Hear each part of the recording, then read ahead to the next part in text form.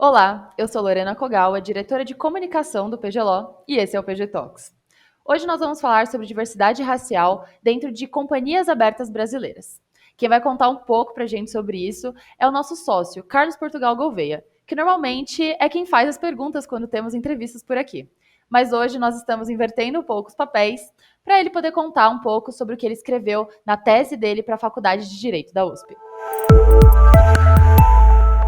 Carlos, seja muito bem-vindo ao PG Talks. Obrigado, é um prazer estar com vocês aqui de novo. Carlos, apesar da gente falar bastante até, né, sobre diversidade racial, você pegou um nicho bem específico para sua pesquisa, e eu acredito que seja legal para os nossos ouvintes a gente esclarecer alguns termos que vão ser muito utilizados aqui na entrevista e que você usou bastante na sua pesquisa. Então, por favor, começa falando um pouco para a gente sobre companhias abertas. O que são companhias abertas e o quão importante elas são para a nossa sociedade? Lorena, é uma ótima pergunta para a gente começar, porque justamente mostra a importância da pesquisa, né? As companhias abertas são aquelas que são registradas na Comissão de Valores Mobiliários para que elas possam negociar, então, seus valores mobiliários nos mercados de capitais, como, por exemplo, negociações nas bolsas de valores. E o que isso significa, na verdade, é que essas são as maiores companhias que nós temos no país, aquelas que precisam de muito capital, né, e que aí elas precisam justamente ir ao mercado e pedir mais dinheiro do que aquele que elas conseguiriam simplesmente nos relacionamentos que elas têm com os bancos ou com os seus próprios acionistas. E como elas se organizam, Carlos? Existe um conselho que administra isso tudo? Sim, normalmente quando eu tento explicar, eu digo que as companhias abertas são estruturadas como uma pirâmide invertida, né? No topo delas, a gente tem a Assembleia Geral, que tem todos os acionistas. Num nível um pouco abaixo, a gente tem um grupo menor, que é o Conselho de Administração, que funciona como uma espécie de parlamento, né? Ele vai representar os acionistas perante aqueles que vão tocar a companhia no dia a dia, que são os executivos, né? Como se fosse o poder executivo no governo. Então, os diretores, eles são organizados de forma diferente em cada uma das companhias abertas, mas no geral a gente tem duas figuras que são presentes em quase todas elas, né? Que é o diretor-presidente, que no exterior é chamado de Chief Executive Officer, ou CEO, e o diretor financeiro, que também no exterior é chamado de Chief Financial Officer, ou CFO. E qual que é a função específica, Carlos, desses dois cargos? O conselho de administração ele tem como função principal supervisionar a atividade dos administradores, dos executivos e garantir que eles estejam, por um lado, levando a companhia, né, a atingir os seus principais objetivos, que é desenvolver novas tecnologias, novas formas de negócio, novos produtos, e ao mesmo tempo fazer isso de uma forma que respeite a legislação, né, que não cause nenhum dano aos consumidores, que tenha boas relações trabalhistas, ou seja, que você não crie nenhum tipo de grande contingência para aquela companhia, né? Então, o conselho de administração, no caso brasileiro, ele tem quase que dupla função. Ele dá uma direção, né, para a companhia e, ao mesmo tempo, ele supervisiona os membros da diretoria.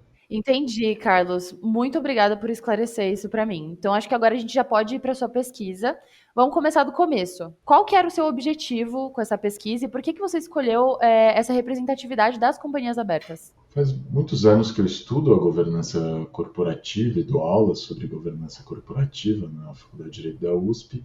E ao longo desse processo e das minhas pesquisas, eu comecei a perceber que você tinha um processo duplo, né? Que é, primeiro, as companhias acabarem sendo afetadas por situações existentes dentro da sociedade, né?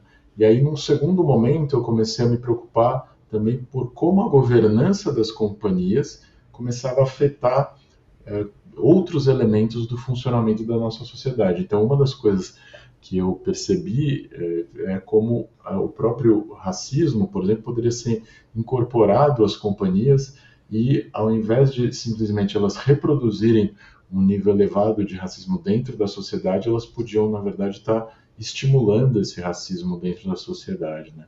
E como as companhias abertas são as maiores companhias que nós temos no Brasil, também as pessoas que estão no topo da administração dessas companhias são as que têm a remuneração mais elevada dentro de toda a nossa sociedade, né? Então, a gente poderia pensar, olha, quem ganha mais dinheiro no Brasil, quem tem os maiores salários são os jogadores de futebol ou são artistas. Não, né? Quem tem os maiores salários no Brasil são os CEOs, CFOs das maiores companhias. E essa era justamente a minha pergunta, né? Por que que você acha que é importante ter essa diversidade racial, então, nos cargos altos das companhias abertas? Mas acredito que isso você já me respondeu, a menos que você queira adicionar alguma coisa. Tem um ponto importante que é o fato de que nós também vivemos dentro de uma sociedade democrática, né? E um dos elementos de uma sociedade democrática é que todas as posições que a gente tem na sociedade, não só no governo, mas também no setor privado, elas têm que ser abertas a todas as pessoas, né? Um dos principais elementos da sociedade democrática é que a pessoa possa também ascender socialmente. Então, a minha dúvida era: será que dentro das grandes companhias brasileiras, das companhias abertas, né, das companhias que têm ações negociadas nas bolsas de valores, será que essas posições que estão no topo da pirâmide, será que elas estão abertas realmente a todas as pessoas, em particular a pessoas negras? Essa era a minha dúvida, era a minha hipótese de trabalho. E você tinha essa questão para você e não tinha algum material para consultar, eu suponho. E eu pergunto isso porque eu quero saber justamente se teve alguma outra pesquisa que inspirou o seu trabalho, se tem algum outro autor que te influenciou, alguma coisa assim. Pesquisas especificamente buscando identificar os níveis de diversidade nos conselhos de administração e na alta diretoria das companhias abertas, eu não identifiquei nenhuma em nenhum lugar do mundo, na verdade. E foi isso que me motivou efetivamente a fazer a pesquisa no Brasil.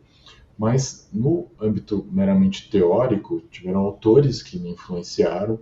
Claro, um deles é um autor bastante famoso internacionalmente, um economista chamado Gunnar Myrdal, que foi uma figura bastante interessante. Ele foi ministro da Economia da Suécia no período que estava se constituindo, né, o estado de bem-estar social sueco, que virou um modelo para todo o mundo.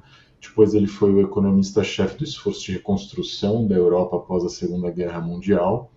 E aí ele foi convidado por uma fundação, a Fundação Rockefeller, nos Estados Unidos, para fazer uma pesquisa sobre os elementos econômicos relacionados com o racismo nos Estados Unidos no período da segregação racial. E aí ele foi o primeiro a identificar que existia justamente esse ciclo, né, no qual eventualmente você tinha pessoas negras que não tinham acesso a recursos, principalmente educacionais. Isso fazia com que elas tivessem negado a elas a oportunidade de determinadas posições dentro do mercado de trabalho, e isso criava um estigma que fazia então que as pessoas tivessem ainda menos acesso à educação. Então você criava um ciclo negativo ao longo do tempo. Depois que eu terminei a minha pesquisa, a gente teve alguns avanços interessantes ao redor do mundo, né? Eu identifiquei uma pesquisa nos Estados Unidos, mas focada somente nos bancos que prestavam financiamento a comunidades de minorias nos Estados Unidos, né? E lá se identificou uma participação que era razoável nos conselhos de administração de pessoas negras, cerca de 15% dessas pessoas. E muito recentemente, na verdade esse mês, a gente teve uma mudança importante na legislação inglesa, que foi a criação de um mecanismo, né, no qual você vai ter algumas metas de diversidade dentro dos conselhos, e as companhias vão ter que divulgar informações de diversidade racial e de diversidade de gênero dentro dos conselhos também. No caso brasileiro, nós tivemos também uma mudança relevante, que foi a mudança da instrução CVM 480, que foi então atualizada para uma nova regulamentação, que fez com que os formulários de referência das companhias abertas brasileiras também, a partir de 2023, vão passar a conter informações relacionadas à diversidade racial e diversidade de gênero. Então, acho que a nossa pesquisa ela teve esse papel de levantar essas informações antes dessas grandes transformações que, a meu ver, em grande medida foram causadas pelo movimento do Black Lives Matter, que nós tivemos aí, principalmente no ano de 2021. Então, esse é o único fator que você considera justificar a importância da sua pesquisa, Carlos? Ou tem mais fatores, assim? Além de ser, né, uma base de dados que a gente vai ter antes de todas essas mudanças acontecerem, para a gente poder comparar, tem mais algum fator que você coloca e fala, é por isso que é importante? Eu acho que, como eu até descrevi quando eu estava discutindo esse trabalho com alguns colegas, né, os resultados, eles não são surpreendentes, mas eles são, de certa forma, assustadores, né, pelo extremo da exclusão da participação de pessoas negras na alta administração das companhias. Então, acho que a pesquisa ela tem esse papel de revelar algo que, em tese, se você perguntasse para as pessoas, elas já sabiam, mas você não tinha como dizer e fundamentar uma discussão mais profunda de políticas públicas para transformar essa realidade. Né? Então, E aí acho que você chega apresentando dados, né? sim, aí os dados têm esse papel e eu confesso que os dados eles até mudaram a minha forma de pensar essa questão, porque em razão do impacto que os dados me causaram, por exemplo, eu me senti na necessidade de propor, né, que fossem adotadas políticas de ações afirmativas nos conselhos de administração das companhias abertas brasileiras. Né? Então, de uma pesquisa que tinha o objetivo de ser meramente descritiva, eu acabei até sendo levado, né, pelo impacto dos dados a tornar um texto, na verdade, propositivo e buscar justificar, teoricamente, essa sugestão da adoção de políticas de ações afirmativas dentro das companhias abertas brasileiras. Carlos, você é um pesquisador muito experiente. Eu imagino que a estrutura da sua pesquisa seja muito importante para você ter conseguido chegar em todos esses dados e ter essa importância toda que você conseguiu trazer com o que você encontrou na pesquisa. Então, conta pra gente um pouco, por favor, de como você estruturou a sua pesquisa e qual que é a importância, né, de você ter uma metodologia adequada, uma hipótese muito clara enquanto você pesquisa.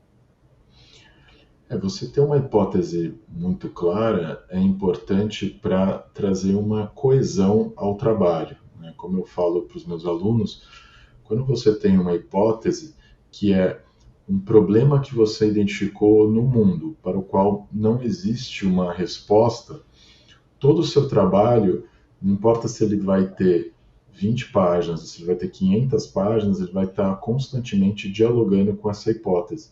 E aí você vai efetivamente ter um trabalho coeso. Além disso, a hipótese te ajuda a buscar ter efetivamente um discurso científico, que a gente chama, né? Que é quando você coloca uma hipótese, você tem que ser honesto em relação a ela. Ou seja, você tem que ter dúvida em relação ao que vai resultar da sua pesquisa.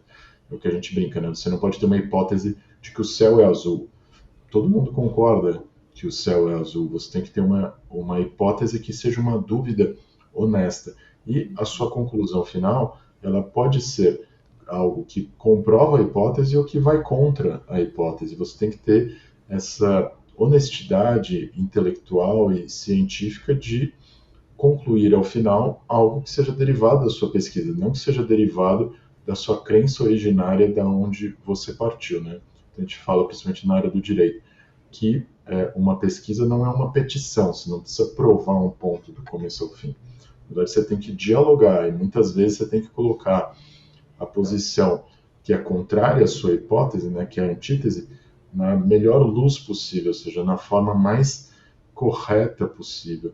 E é o que a gente busca fazer, justamente tentando amarrar a pesquisa da melhor forma possível. No caso dessa pesquisa em particular, a gente tinha muita dificuldade justamente por não ter nenhum modelo, né? Uma pesquisa desse tipo nunca ter sido realizada em nenhum outro lugar do mundo. E ao tentar fazer a pesquisa, a gente meio que descobriu por quê, né? Primeiro, os dados são dados sensíveis, são dados sobre questões de diversidade, questões raciais, de gênero. Uhum. Eles não estavam disponibilizados em nenhum lugar, ou seja, a gente teria que ir lá e investigar efetivamente. Então, nós preferimos utilizar duas metodologias, na verdade, e usar uma para tentar comprovar a robustez estatística da outra. A gente colocou como principal dado uma pesquisa que a gente fez com as próprias companhias abertas. Então, a gente mandou um questionário para todas as companhias abertas brasileiras, já sabendo que, obviamente, não seriam todas que responderiam. A gente ficou, na verdade, positivamente surpreso quando a gente conseguiu uma resposta de cerca de 15% das companhias brasileiras, mais 60 companhias responderam a nossa questão. E a gente poderia dizer, olha, que num universo de 100%, você conseguir 15%, já é um número estatisticamente bastante robusto. Né? Mas a gente queria demonstrar que não tinha nenhum viés na nossa amostra. E aí o que a gente fez? A gente usou a mesma metodologia que as universidades públicas brasileiras usam para tentar identificar fraudes nas políticas de cotas, né? Que é o que? É você fazer investigações com base em informações públicas, publicações em redes sociais, tentar identificar, por exemplo, foto das pessoas e tentar ver com base numa aproximação se essa pessoa se enquadraria em algumas das categorias utilizadas pelo IBGE para identificação de raça no Brasil. E aí, com base nisso, né, nós identificamos que os resultados da nossa pesquisa eram de fato muito próximos da pesquisa que a gente fez com levantamentos de dados próprios de todas as companhias abertas, ou seja, o resultado da nossa amostra era robusto e ela não tinha nenhum viés relevante, né? Como a gente diria na linguagem que a gente usa normalmente durante o período eleitoral, a nossa pesquisa tinha uma margem de erro efetivamente muito baixa, né? Então o nosso cálculo indicou que a margem de erro seria de menos de 0,5%. Uau! Você usou o termo robustez estatística. Por que é importante checar essa robustez estatística em amostras, né, de casos assim? É que justamente, né, a gente poderia eventualmente ter algum viés na pesquisa. Então, qual que seria esse viés? A gente fez um pedido de informações para as companhias. Eventualmente, a gente poderia ter respostas das companhias que também eram mais preocupadas com essa questão. Então, isso poderia enviesar a nossa amostra. Então, companhias que já são preocupadas com questões raciais, que tenderiam a ter mais pessoas, maior diversidade nos seus conselhos, seriam aquelas que teriam maior orgulho em responder a nossa pesquisa. E as companhias que não tinham nenhuma diversidade, eventualmente poderiam não responder. Mas o que a gente percebeu, na verdade, é que não existia esse viés, né? Então, como a gente fez uma checagem independente, não só das companhias que responderam, mas também das outras companhias, a gente percebeu que não existia uma variação muito substancial. Então, se a gente isolava, por exemplo, tirava das outras companhias e comparava os nossos resultados somente com as companhias que não responderam com base na nossa pesquisa independente, os resultados acabavam sendo muito, muito similares. Então, É, fala mais sobre esses resultados, Carlos. Quais foram os resultados que você encontrou na sua pesquisa? os resultados foram realmente muito impactantes, né? Considerando um dos nossos principais focos, que era olhar para o conselho de administração, o que a gente percebeu, né? Usando aquelas categorias do IBGE, que são a raça amarela ou indígena, a raça branca, parda ou preta, a gente identificou que, principalmente em relação a pessoas pardas ou pretas, a gente só tem 1,5% de todos os postos dos conselhos de administração ocupados por pessoas que se declaravam pardas. E o número de pessoas negras na nossa amostragem era de 0%. Como eu Uau. disse, isso era estatisticamente relevante, ou seja, dentro do que a gente chamaria de uma margem de erro. Isso é particularmente grave quando a gente compara isso com os dados do PNAD. Então, por exemplo, em relação a pessoas que se autodeclaram pardas, elas representam 46,8% da população brasileira. Então, se a gente comparar a sociedade como um todo com os conselhos, a gente tem um déficit de representação de pessoas pardas de 45,75%. Se a gente somar isso às pessoas que se autodeclaram pretas, né, que são 9,4% da população, a gente tem um déficit de 9,4%, porque a gente não identificou nenhuma pessoa preta. E se a gente olha em relação às pessoas brancas, elas representam 97,73% de todos os membros dos conselhos de administração. Mas, em relação ao PNAD, elas representam só 42,7% da população brasileira, ou seja, existe um número maior, né, um percentual maior do que a sociedade em relação aos membros do Conselho de Administração de 50,03%. Então, estatisticamente, né, a gente conseguiu demonstrar que a chance de uma pessoa negra se tornar membro de um conselho de administração, comparando com uma pessoa branca, é quase 60 vezes menor.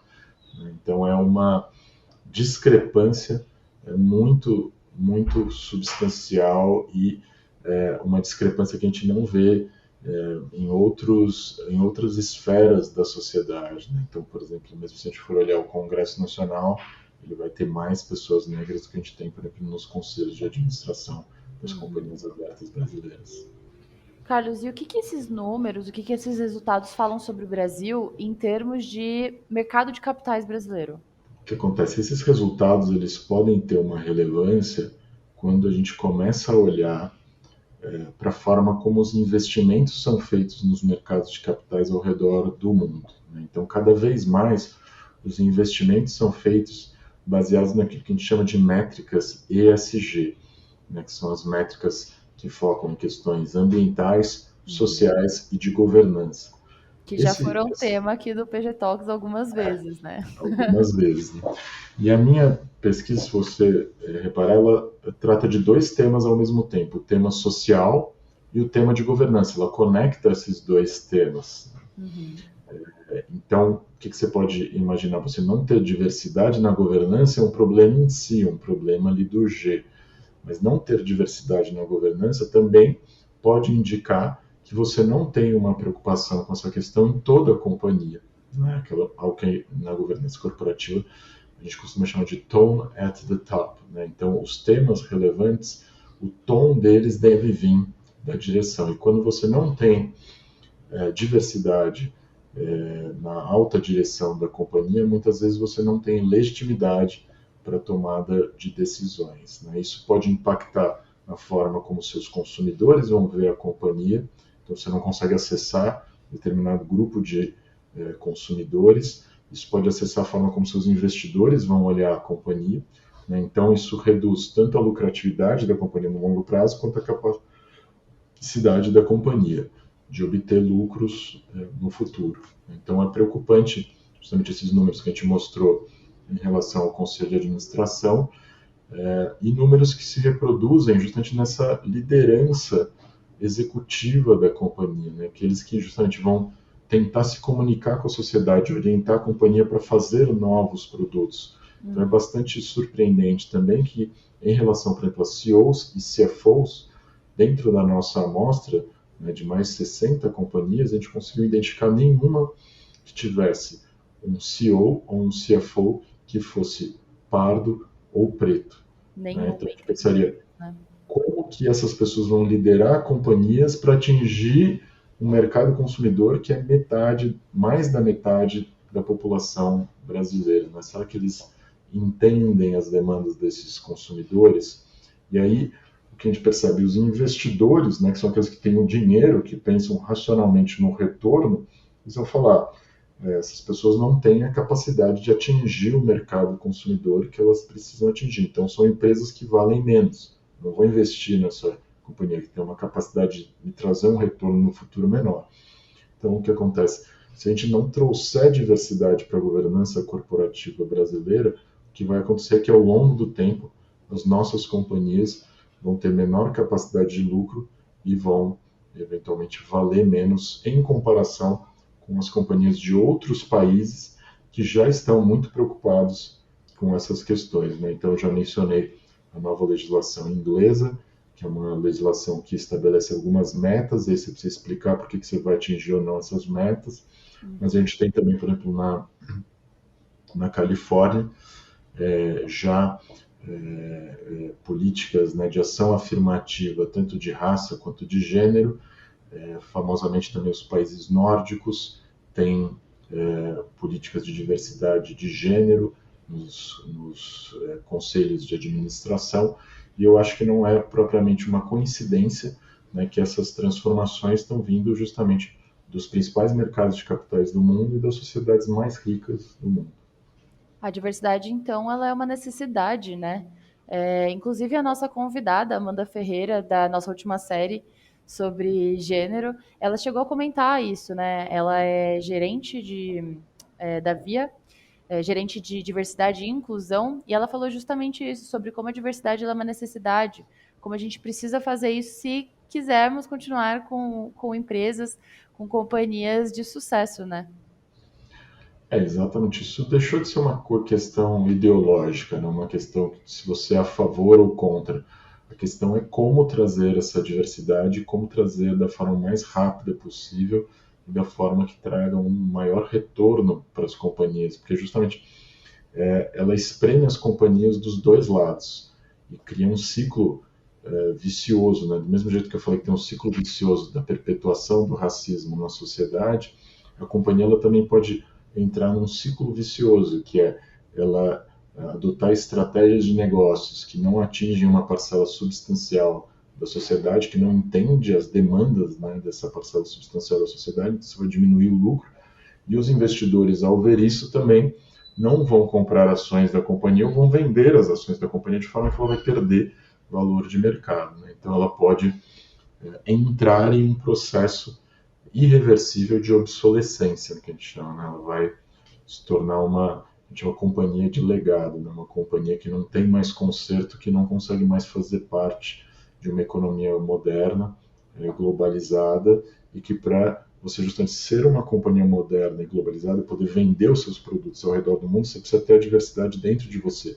Porque aqui a gente está falando só da diversidade em relação ao Brasil, mas e quando você for vender produtos para uma outra sociedade que não tem nem os mesmos elementos culturais que a gente tem na nossa sociedade? Então, você ter essa diversidade refletindo a sua própria sociedade aumenta também a sua capacidade de entender a diversidade em relação a outras sociedades e permite que as companhias se tornem efetivamente companhias globais, né? Que é o que se deseja. O investidor, hoje em dia, ele não olha somente a sua capacidade de ganhar dinheiro dentro do seu país, ele olha a sua capacidade de ter um crescimento exponencial e universalizar a sua produção, como as grandes companhias de tecnologia estão fazendo, né? Então é isso que se demanda das companhias, e a diversidade é só mais um instrumento nessa estratégia empresarial. Então, para a gente ter essa transformação, né, Carlos, é preciso informação. E ainda bem que temos pesquisadores como você, né, que estão produzindo nessa área, que estão fomentando isso, essa transformação, estão fazendo parte, efetivamente, né? E quem são esses outros pesquisadores? Além da sua pesquisa, que tem tantos dados, que é tão relevante, quem são outros pesquisadores que falam sobre racismo no Brasil hoje? Você indicaria alguns para quem está interessado em pesquisar sobre?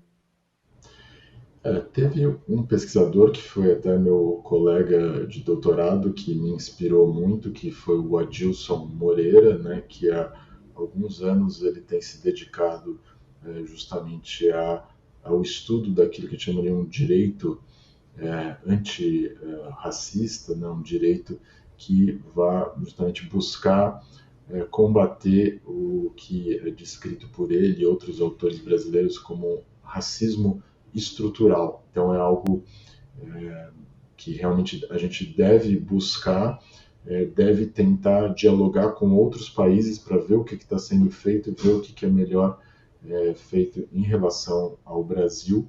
Né? No Brasil, a gente também tem algumas pesquisas sobre diversidade de gênero, que acho que são bastante interessantes. Então, uma pesquisadora então da Fundação Getúlio Vargas, a Ângela Di Naggio, ela fez essa pesquisa que, na verdade, merece uma atualização para demonstrar justamente se tivemos ou não evolução no número de mulheres, né, nos conselhos de administração das companhias abertas brasileiras, e acho que existem possibilidades de olhar para a diversidade de outras formas também. Né? Então, a gente tem também a diversidade de orientação sexual, que é o que a gente deve também buscar, e sempre buscar outras perspectivas também sobre a diversidade, porque a própria diversidade ela não é estática. Né? O que a gente busca aqui é justamente trazer elementos da sociedade para dentro da governança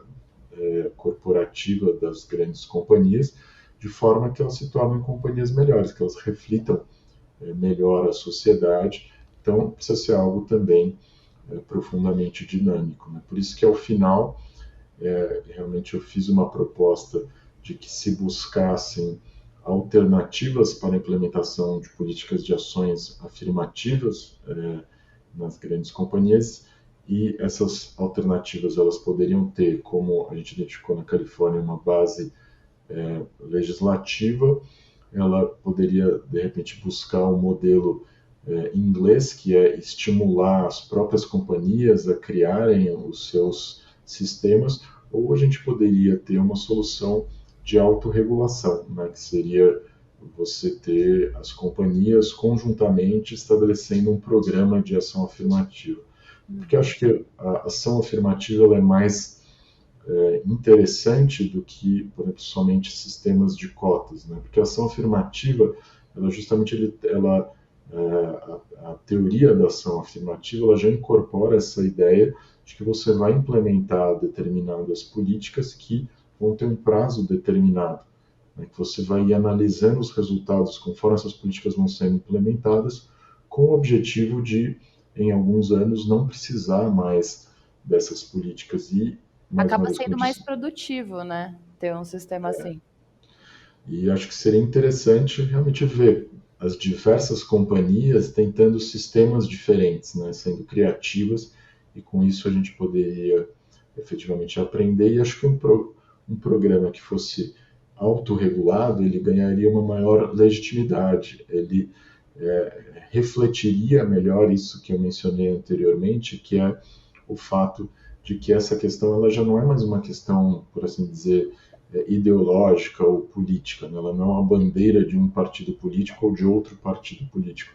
Ela é uma questão que precisa ser feita no próprio interesse das companhias, né? Quase uma busca das companhias pela sua própria sobrevivência. Fica aí a sugestão, né? Para as outras Exato. empresas. Carlos, muito obrigada por compartilhar o conteúdo da sua pesquisa.